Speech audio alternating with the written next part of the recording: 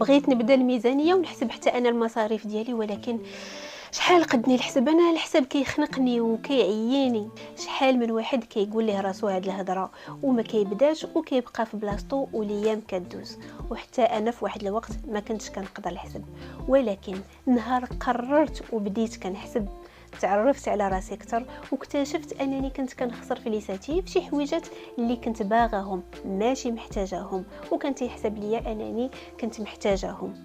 وتعلمت انني نفكر وناخذ ان بو دو ريكول قبل ما نشري اي حاجه.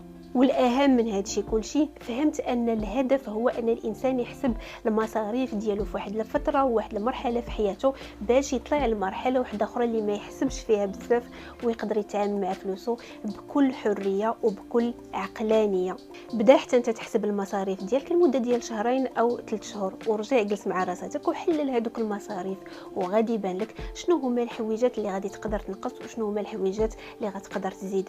ودير في بالك ان هذه مجرد مرحله باش تقدر تدوز لمرحله اخرى باش تتعامل مع فلوساتك بكل حريه وبدون تانيب ضمير.